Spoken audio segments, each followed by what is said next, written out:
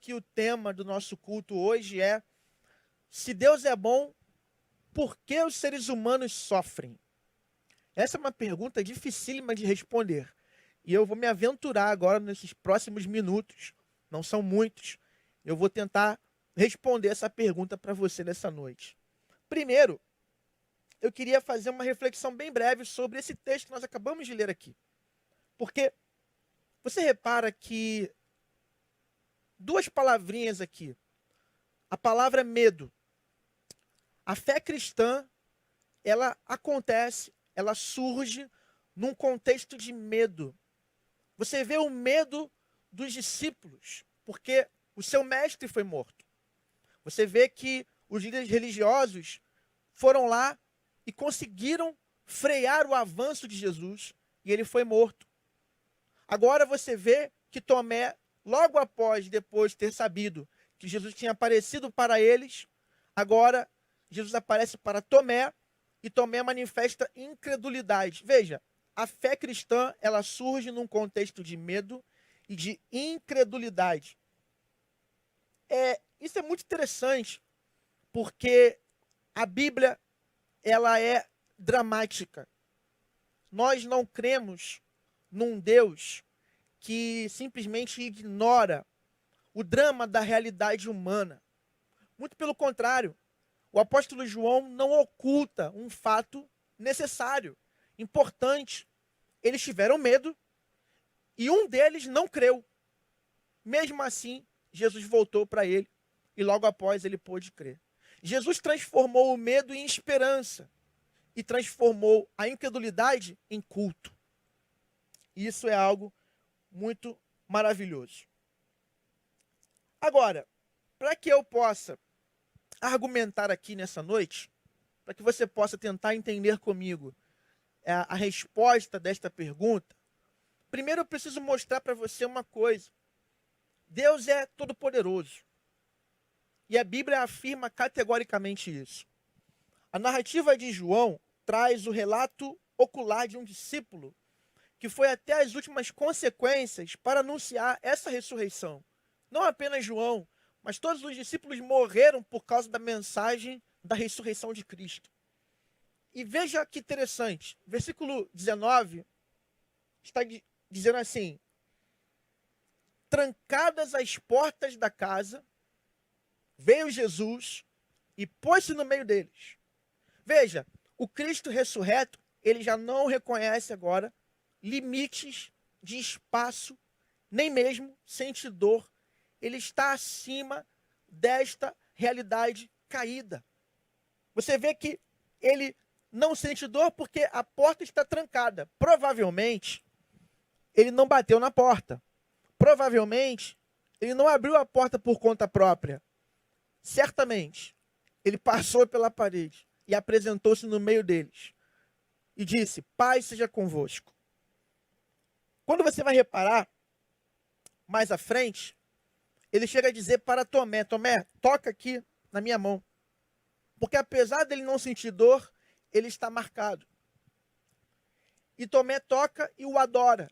Você vê que aqui é o primeiro culto a Jesus Cristo.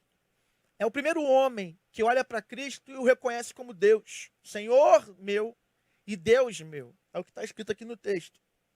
Mais à frente, depois de Jesus passar 40 dias com os discípulos, em Atos capítulo 1, versículo 10 a 12, nós temos o relato da ascensão de Jesus. Ele vai subir diante dos discípulos. Ele sobe. Olha o poder de Jesus. Olha como nosso Deus é poderoso.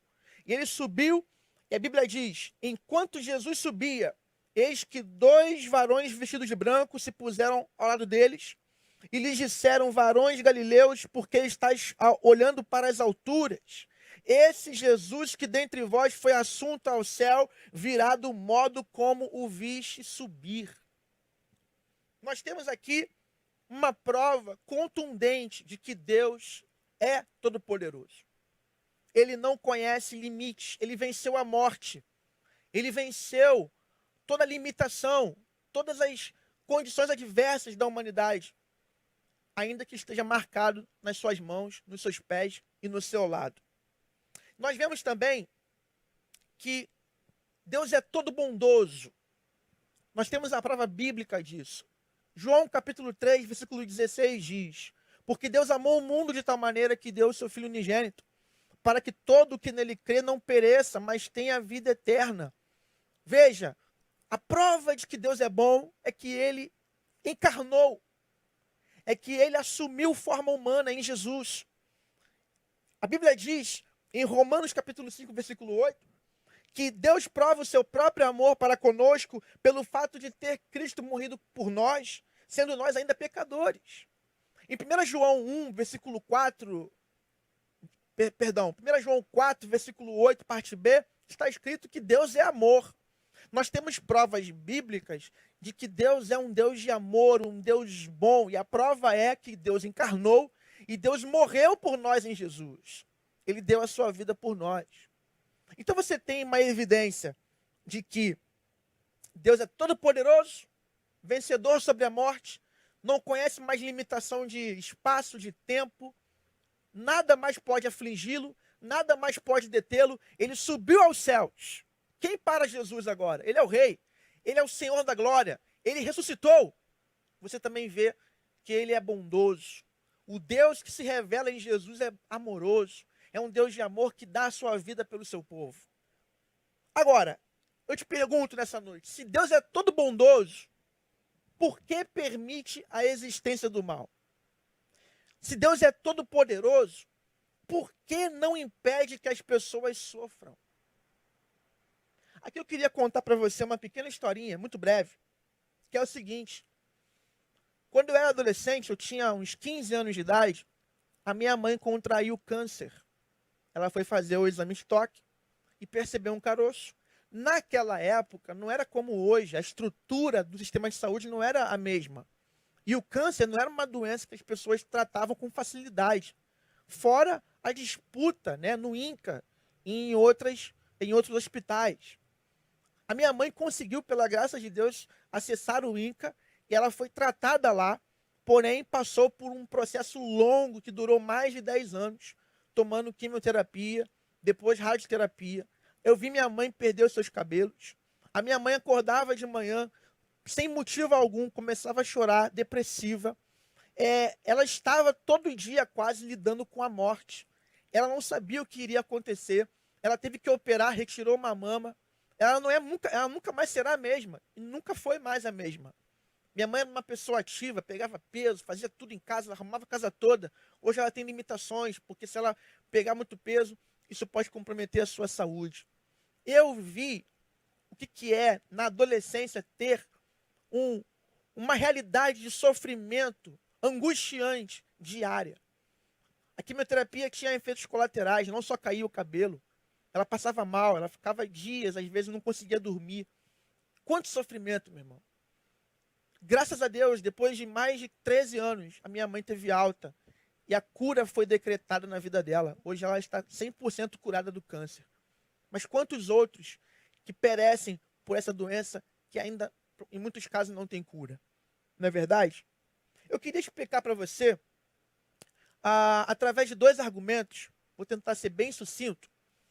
Um argumento é o da razão e o outro é o argumento da emoção. Vamos lá. Essa pergunta que eu fiz, se Deus é todo poderoso, por que não impede que as pessoas sofram? Talvez você, adolescente, deve passar por isso. Talvez as pessoas devem dizer para você, poxa, você crê num Deus que é todo poderoso, por que ele não impede que o mal exista? Que o mal continue avançando pelo mundo? Não é? Ou então eles vão dizer para você, se Deus é bom, por que ele permite o mal? Então, assim, se ele é todo poderoso, por que ele não impede o mal? Se ele é bom, por que ele permite o mal? Eu vou explicar para você uma coisa aqui, que é a palavrinha mágica, para a gente entender o argumento da razão, para responder essa questão de se Deus é bom, por que as pessoas sofrem. É o argumento da apologética cristã. A apologética cristã. O que é isso? É uma defesa argumentativa de que a fé pode ser comprovada pela razão. Deixa eu explicar uma coisa para você. A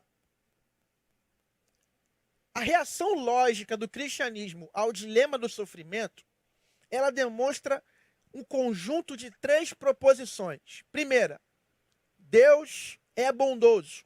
Segunda, Deus é onipotente. E terceira, o mal está presente no mundo.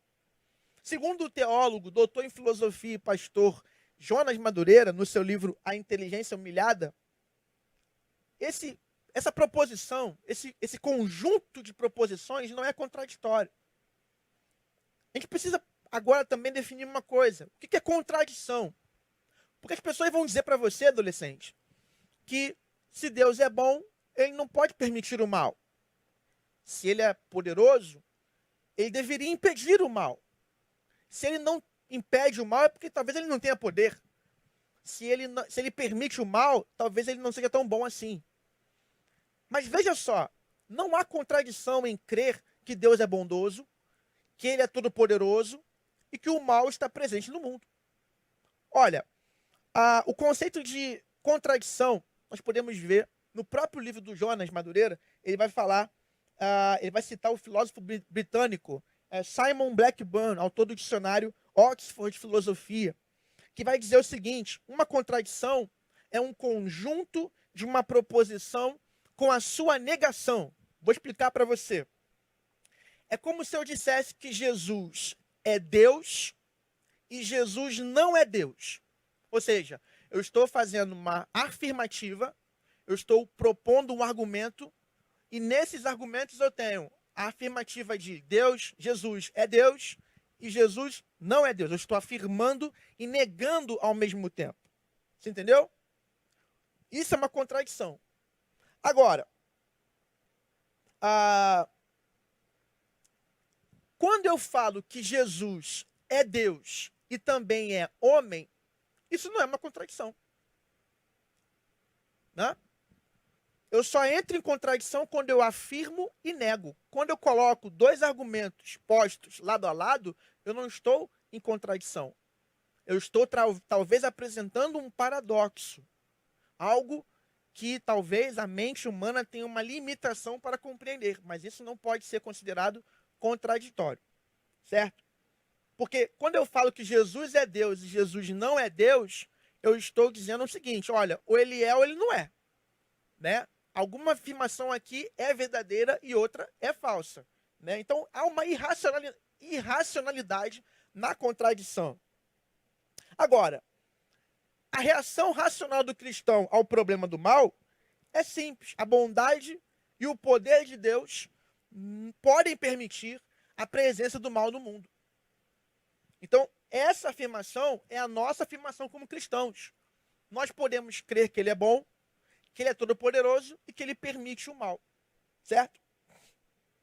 Repara só, o Deus da Bíblia, das Escrituras, ele é paradoxal. Veja a trindade, o conceito de trindade. Deus é um só em essência, mas ele subsiste em 3 pessoas. Deus é o Pai, mas também é o Filho e também é o Espírito. Quando eu entraria em contradição se eu afirmasse que Deus é o Pai, é o Filho, é o Espírito e não é o Filho? Ou seja, em algum momento aqui, eu fiz uma afirmação e trouxe uma negação da minha afirmação. Você está entendendo o que eu estou dizendo? Se eu afirmo que Deus é o Filho e afirmo que Deus não é o Filho, eu estou entrando em contradição. Agora, se eu digo Deus é o Pai, é o Filho e é o Espírito, eu não estou em contradição, eu estou trazendo um paradoxo. Paradoxo é uma coisa, contradição é outra. Então, está falando aqui de algo suprarracional, que talvez a limitação não seja do ser de Deus, e sim nossa. Nós temos a dificuldade de compreender Deus. Como é que faz essa conta? 1 mais 1 mais 1 com relação a quem Deus é? É 1? É. Ele é um só Deus. Porém, ele subsiste em 3 pessoas.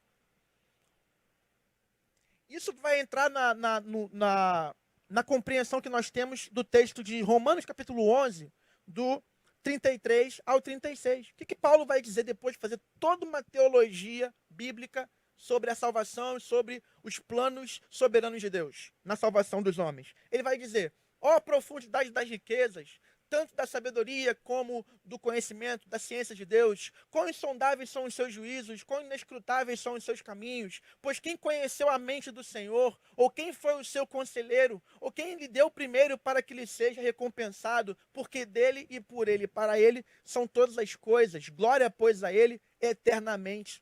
Amém. Não dá para você e eu compreendermos a mente do Senhor. Ninguém vai compreender Deus de forma exaustiva, plena, mas nós vamos compreender Deus de forma suficiente para crer que Ele é quem é.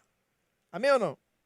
Agora, quando eu estou afirmando que Jesus é Deus e Jesus é homem, a filosofia vai definir isso com a teoria da antinomia, que é o quê? Dois princípios postos lado a lado. Jesus é Deus e Jesus é homem. Eles são aparentemente irreconciliáveis, mas eles são inegáveis. Eu talvez não consiga trazer uma reconciliação lógica para afirmar que Jesus é Deus e homem, mas eu não posso negar essas realidades porque a Bíblia mostra que ele, mesmo atravessando a parede, isso prova que ele é Deus, que não há impossível para ele. Ele pede para tocar na sua ferida e ver o seu lado furado. Isso prova que ele é homem. Quando você olhar para o céu, você vai ver um homem que também é Deus, lá no céu, vindo com glória, como nós lemos lá em Atos capítulo 1, ele virá em glória com as mãos furadas para receber a sua noiva. Isso é motivo de louvor e adoração ao nome de Jesus. Quem vai afirmar essa teoria é J.I. Packer, no seu livro Evangelização e Soberania de Deus. Então, resumindo, para fechar aqui o argumento da razão, a crença em Deus Pai, Todo-Poderoso, Todo-Bondoso, e a presença do mal no mundo não implicam numa contradição. Isso significa que o cristão não pode duvidar nem do poder de Deus, nem do seu amor, ainda que a presença do mal seja absolutamente terrível. Agora eu quero pedir a sua atenção, porque eu vou trazer o segundo ponto da nossa palavra de hoje, que é o argumento da emoção, o argumento emocional. Se a reação lógica para o problema do mal traz essas três proposições, Deus é bondoso, Deus é onipotente e o mal está presente no mundo, e isso não é contraditório, por outro lado, a reação emocional visa encontrar não apologética, mas uma teodiceia, que tem o objetivo de justificar a Deus diante da presença do mal no mundo. Só que a teodiceia, ela não traz a resposta para a questão de onde vem o mal, ou por que Deus permite o mal. Ela não é, portanto, conclusiva. Então nós estamos num ponto crítico aqui na nossa reflexão. O filósofo Alvin Plantinga, em seu livro A Liberdade e o Mal, ele vai dizer que uma teodiceia seria infinitamente mais satisfatória se fosse possível realizar seu objetivo, saber a razão específica da presença do mal no mundo. Por certo, nós cristãos preferiríamos muito mais saber a razão de Deus permitir o mal no mundo do que imaginar que ele possa ter uma razão, certo? Mas nós não temos essa resposta. Olha, presta atenção no que eu vou te dizer. Você que está me acompanhando aí e que está pensando, poxa, aonde ele quer chegar com tudo isso?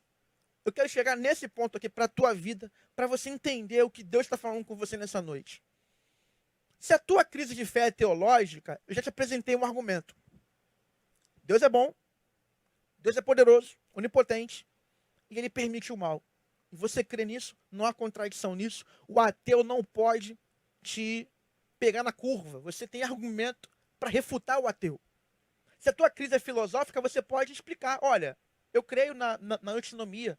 O fato dele permitir o mal não anula o fato de que ele é bom. Porque elas podem andar lado a lado, mesmo sendo irreconciliáveis, elas são inegáveis. Então, tudo bem. Agora, meu irmão, minha irmã, você adolescente, você jovem, você que está me acompanhando aqui nessa noite, se a tua crise é emocional, se a tua crise de fé é emocional, não tem jeito. Você vai ter que entrar no mistério. Porque nós não temos como saber a razão última do nosso sofrimento. Por que a minha mãe contraiu câncer? Por que as coisas são como são? Por que essa pandemia? Por que tantas mortes? Vamos nos lembrar de Jó. O que ajudou de fato Jó? Teologia? Não. Apologética? A defesa argumentativa de que a fé é legítima por meio da razão? Não. A Teodiceia, será que Jó precisava ler o livro A Cabana? Precisava ver o filme da Cabana? Eu acho que não me ajudar. Será que ele cometeu algum pecado? Não, a Bíblia não mostra que ele cometeu pecado. Será que ele perdeu algum debate com seus amigos? Não creio que isso foi a razão do seu sofrimento. Na verdade, eu costumo dizer o seguinte, o problema de Jó é que Jó não leu o livro de Jó. Mas eu acho que mesmo que ele tivesse lido o livro de Jó, ele não teria a conclusão das razões do seu sofrimento. A verdade, irmão, é que no dia da dor, não existe ansiolítico espiritual que dê jeito. Na verdade, não adianta ouvir que Deus sabe de todas as coisas, que você pode tomar posse da tua vitória, mesmo, né, decreta o teu milagre. Você não é cabeça, você não é cauda, você é cabeça. Profetiza, declara. Quando você está passando por uma crise, e ela tomou as suas emoções, ela afligiu sua alma, não adianta buscar soluções fáceis, simplistas. Quando a dor está na alma, não adianta entender, apenas se deve viver. Agora, eu queria mostrar uma coisa para você aqui.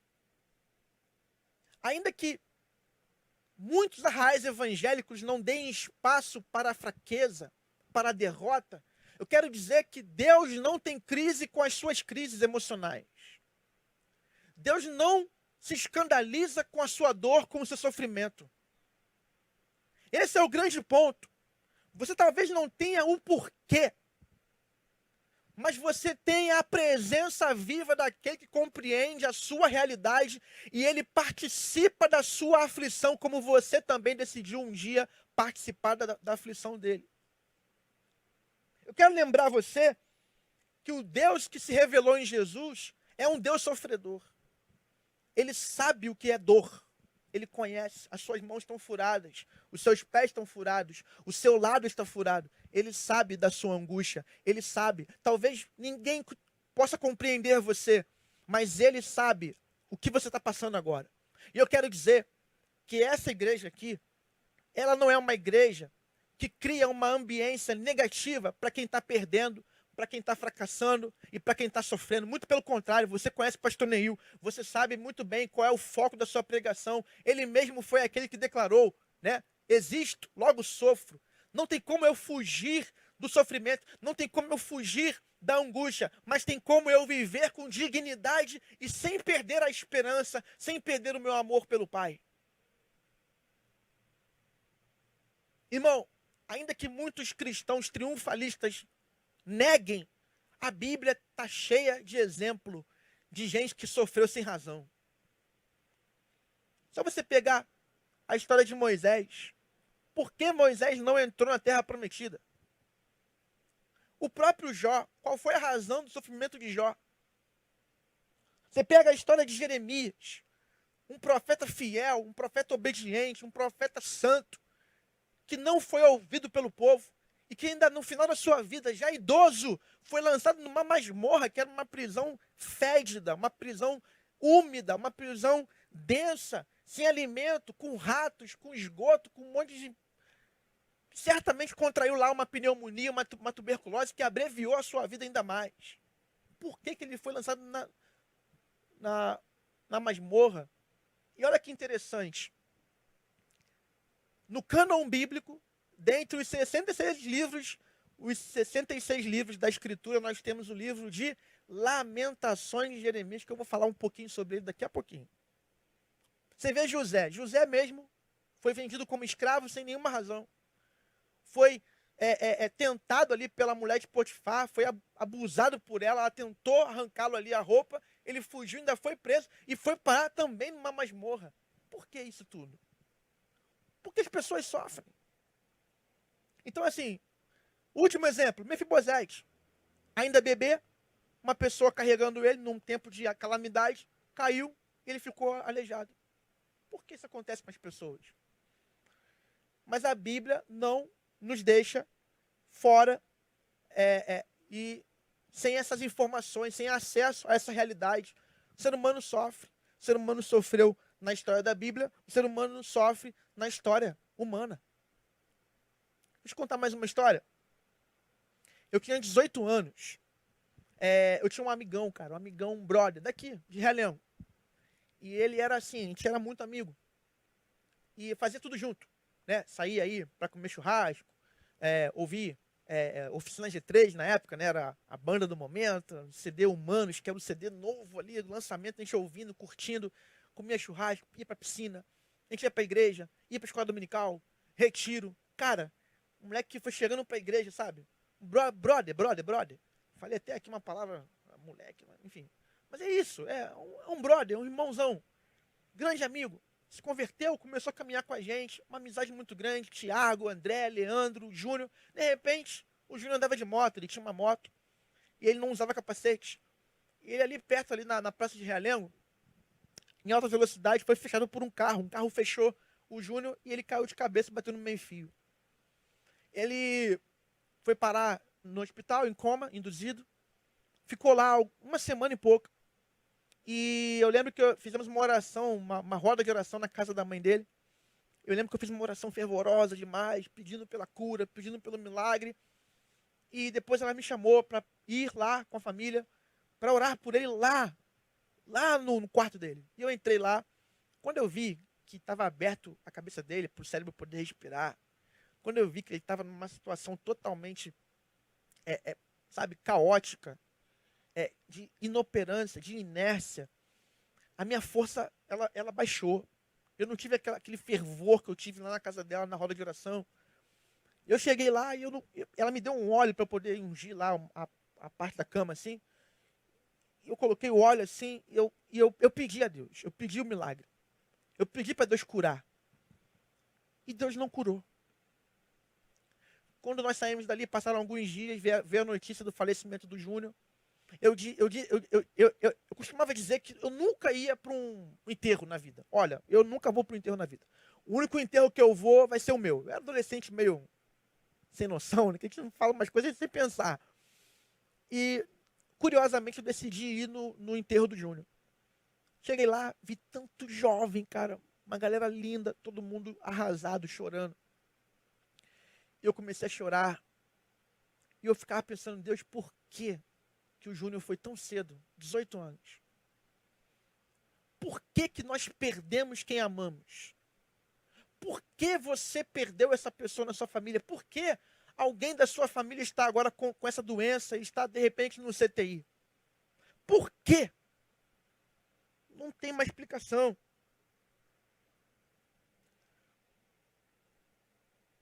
Sabe por quê não tem espaço? Em muitas igrejas, nas suas liturgias, não há espaço para a lamentação. É porque a lamentação é algo sujo. Quando você expõe publicamente sua fraqueza, você se expõe demais. As pessoas vendem imagem o tempo todo. As pessoas, elas são triunfalistas na vida. Todo mundo é vitorioso. Parece que todo crente só tem que ter vitória na vida. Parece que o culto não tem espaço. O testemunho tem que ser o testemunho do milagre. Mas deixa eu te falar uma coisa. Deus é Deus fazendo milagre ou não. E você precisa de muito mais fé quando ele não faz o milagre do que quando ele vai fazer o milagre. Será que nós estamos prontos para o não de Deus? Será que nós estamos prontos para quando ele não faz o milagre? Agora, mesmo que nós não estejamos prontos, mesmo que nós não saibamos o porquê estamos sofrendo, nós ainda podemos lamentar em sua presença. Aí eu vou falar para você, existe um livro na Bíblia de lamentações. Lamentação não é murmuração. A murmuração é quando você perdeu o amor por Deus, você perdeu a fé, você abandonou. É como está lá em Jó, capítulo 2, versículo 9. A mulher de Jó amaldiçoa o seu Deus e morre, abandona isso. Olha o que ele permitiu você viver. Esse é o murmurador. O murmurador abandona o barco. Tem muito crente que é murmurador, que o primeiro sofrimento que passa, deixa a igreja, deixa Jesus, abandona a fé, chuta o balde, abandona a esperança. Eu não estou falando para você murmurar, porque você não tem direito de murmurar, mas em Deus, eu estou te dizendo, você tem um direito de lamentar. Deus não tem crise com o teu sofrimento. Pode reclamar. C.S. Lewis vai dizer que o sofrimento é o megafone de Deus para revelar quem nós somos e o que cremos, no que cremos. O sofrimento revela quem você é. O sofrimento revela em quem você crê. Vou te falar uma coisa. A lamentação não tem espaço em muitas igrejas, sabe por quê? Porque nós somos muito assépticos. Nós somos muito bonitinhos em público. Ninguém tem coragem de ficar babando, chorando, arrasado. Porque todo mundo tem que, de alguma maneira, mostrar que está tudo bem. Mas e quando não está tudo bem? Quero te falar uma coisa. O teu Deus não tem crise com as suas crises. E o teu Deus não se escandaliza quando você grita para ele, Senhor, Deus, não está tudo bem. Eu não estou aguentando mais.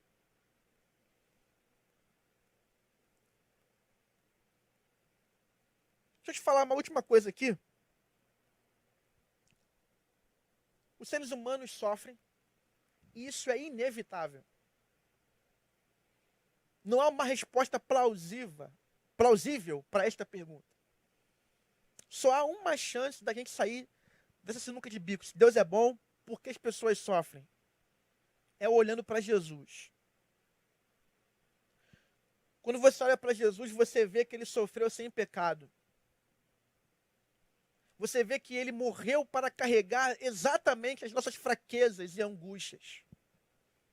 Ele morreu para carregar o meu pecado de incredulidade. Ele morreu pela incredulidade de Tomé. Ele morreu pelo medo dos apóstolos.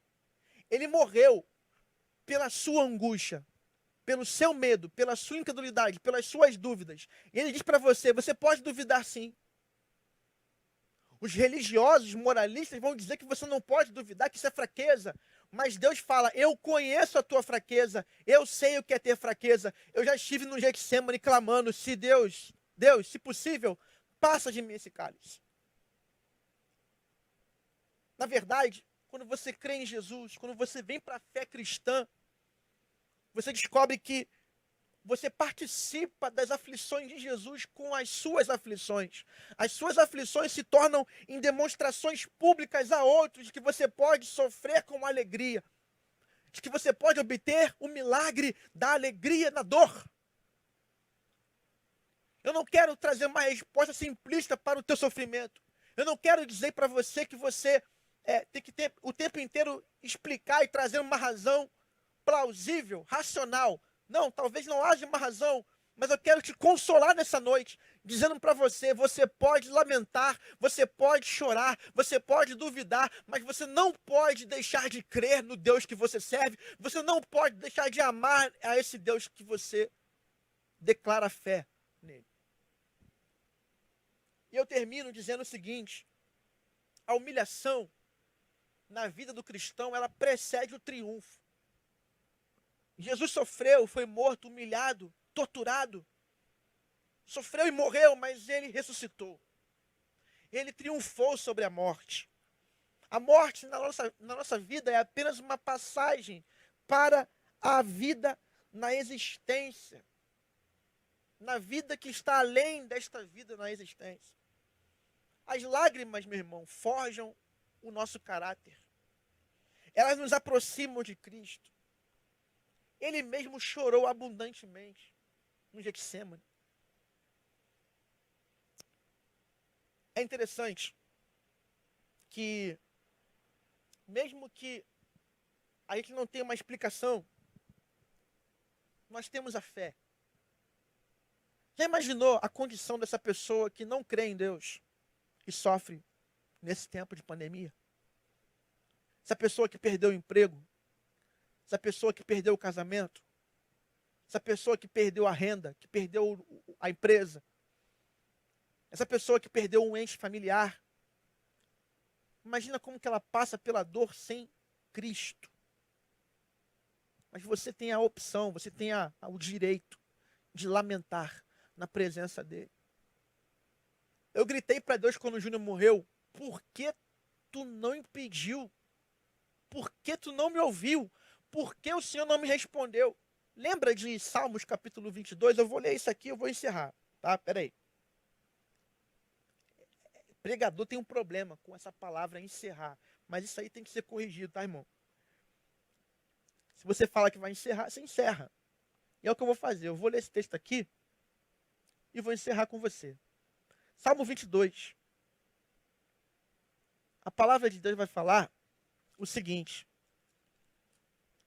Você vai lembrar do primeiro versículo, lá na cruz.